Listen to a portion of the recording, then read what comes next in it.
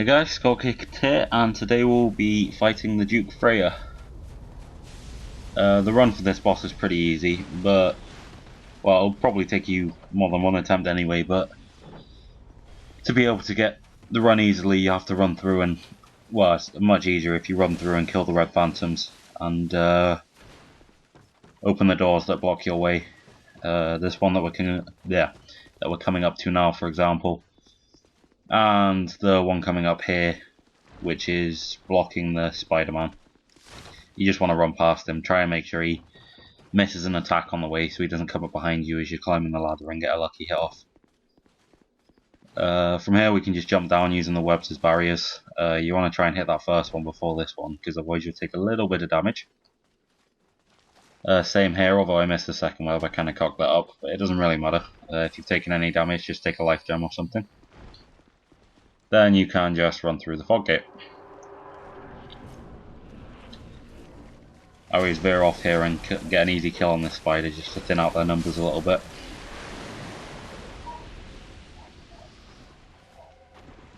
You can do quite a bit of damage to the boss by ignoring the spiders entirely, to be honest, but it's a bit of a pain having them there, so what I do is I sort of thin out their ranks. I usually try and leave one alive,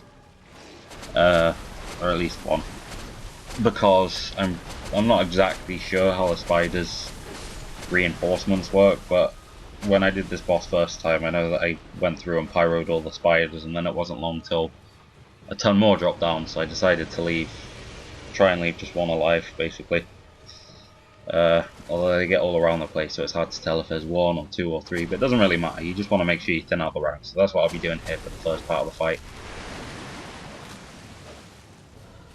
Not to this guy, unfortunately. You can still get some hits on the boss whilst you're thinning out their ranks, but just try not to get hit. What I'm doing here is just trying not to get hit by the boss, and using his attacks like this Godzilla breath mainly to sprint over and hit a couple of spiders. That's actually a really good, when he does that attack, it's a really good opportunity to get a hit on the other face. You can usually get 2 or 3 swings in.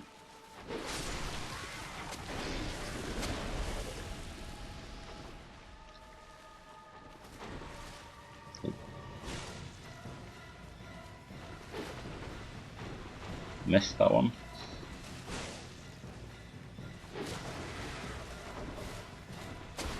As you can see, if you just, especially when the numbers are thin, you can, thinned out a little bit, you can get some pretty easy hits on the boss without even going for the spiders, just ignoring them. They do tend to stay around the boss though, so if there are a lot of them, you can go in for an attack and then find you get hit out of nowhere. That attack is a bit annoying because sometimes you sort of get stuck on the pincers if you mistime it, like I did just there. So I'm just going to try and heal up here. Again, this attack here is a really good opportunity to heal up. I don't do it here, but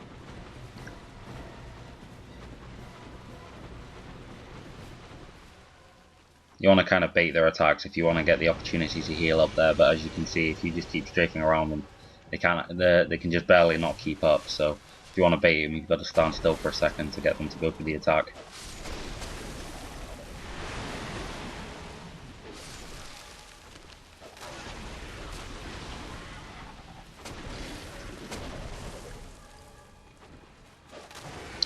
When he slams down like that again, if you're quick, you can run around and get one easy swing off is usually all I manage when he does that attack.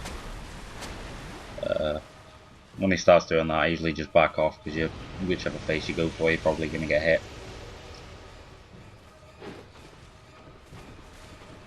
Missed that one.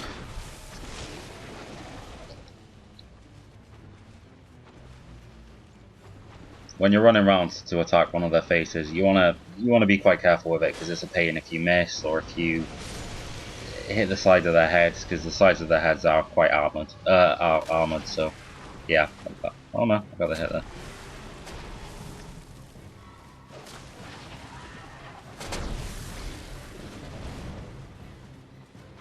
That attack can be a pain, but if you see it coming and react quickly, it's pretty easy to dodge just with a roll.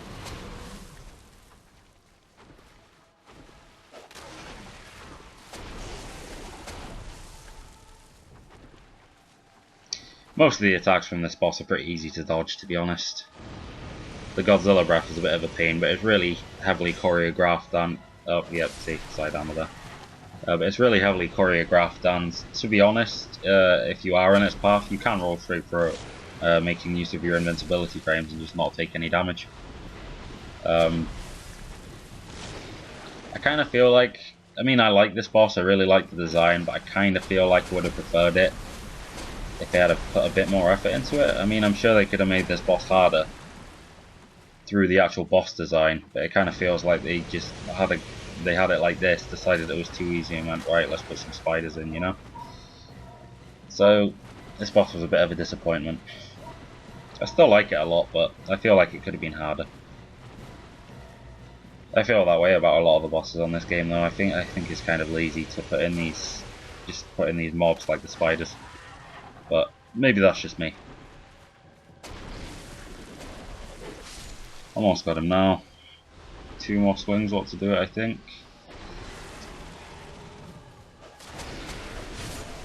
Yeah, there we go. So, pretty easy boss. The spiders are the only real pain, to be honest, and once you've killed it, you can finish off any survivors. And then the grey souls over here. Off to the right is the cave, if you don't know, which leads through to the primal bonfire. So that just about wraps it up. Thanks for watching, and I hope you enjoyed, and I hope this was helpful.